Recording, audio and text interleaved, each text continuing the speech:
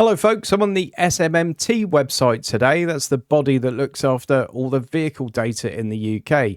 And particularly in this video, we're looking at new car registration. So that shows you how many new cars have been sold and made it onto the road.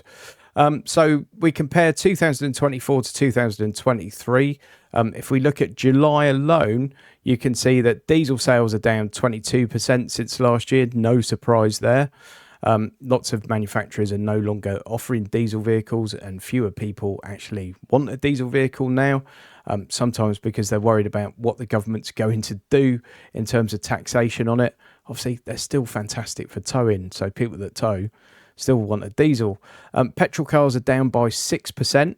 Battery electric cars are up by 18%, but those numbers from July still mean that petrol cars are over half the cars sold in the UK. 52%, it was 57 last year. Battery electric vehicles, 27,000 of those registered. That's up 18.8%, and they now take an 18.5% market share. This is the interesting thing. Don't forget, the government mandate this year is for 24% of new cars to be battery electric vehicles.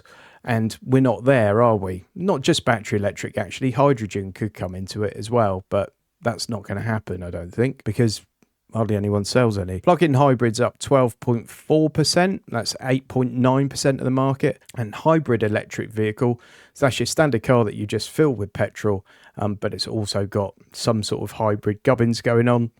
Think Honda Jazz as an example, up 31%. And that's largely because lots of manufacturers have replaced their old diesels with hybrids. And in July, those hybrids were making up 14.5% of the market. Year to date, you can see battery electric vehicles 16.8%. Don't forget, they need to be at 24%, the government is telling us. And it feels to me like the government should be doing more to make that grow, and not necessarily just giving you money off a new electric vehicle.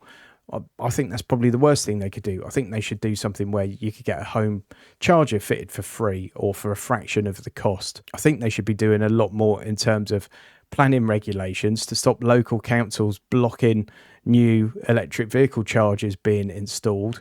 There are loads being installed, over 1,000 a month. But still, for a lot of people, they say they don't want one because the infrastructure is not there. That's not really the case anymore in a lot of the country, but there are still some areas that are woefully underserved, and a lot of it is because the council simply won't give planning permission for chargers to be installed, which is nuts. But there are loads of things the government and the car industry could be doing to promote battery electric vehicles better. Plug-in hybrid vehicles, 8.2% of the market now versus 6.8%. I probably expected that to be a bit higher. You see diesels dropped from nearly 8% to 6.5%. Petrols dropped from 56.8 to 54%. So it's all moving in sort of the direction you would expect, I think. I don't think there's any massive surprise in there. But what you can see is when you see a lot of these stupid headlines saying no one's buying electric cars, etc., it's nonsense. You can see private buying is down by 11.9%.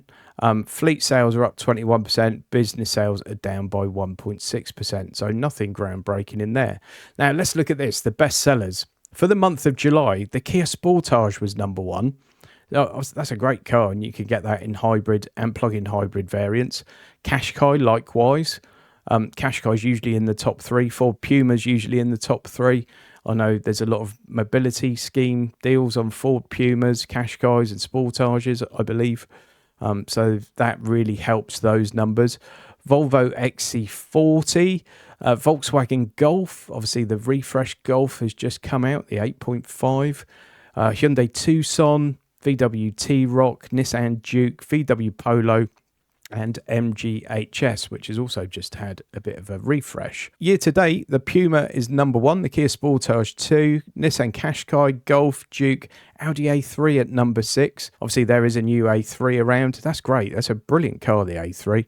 MG HS, Hyundai Tucson, BMW 1 Series, and VW T-Roc at number 10. You will note that Tesla's not on there. And last year, I think Tesla was the biggest selling car, or number 2. I think the Model Y was. And I think really that just shows how much more competition there is in the electric space. Also, everyone's waiting for the next Tesla to come out. They're waiting for that revamped Model Y to appear. I think once it does, I think that will be back in the charts, so to speak. But interesting anyway. You can read something into that or not. But yeah, I think it's the market kind of sitting back and waiting for it to appear. Anyway, I hope you found that interesting. I really find these numbers interesting, and I think when you dig into these numbers a bit, it helps to just cut through some of the fluff that's out there. I might sound like I'm being sort of defensive towards battery electric cars, and I really don't mean to be, but I just see so much absolute toot, especially on YouTube and in the press, about sort of the fate of electric cars, and I don't think they're going away, folks. There's a lot of people that like electric cars, and government mandate or not, might choose to have one now. And for a lot of people, they just don't make any sense and never will, despite what the government says. So if you want to see what's actually happening in the market, those are the numbers there. Thanks ever so much for watching. Please give it a thumbs up, please subscribe, and I'll see you on the next one.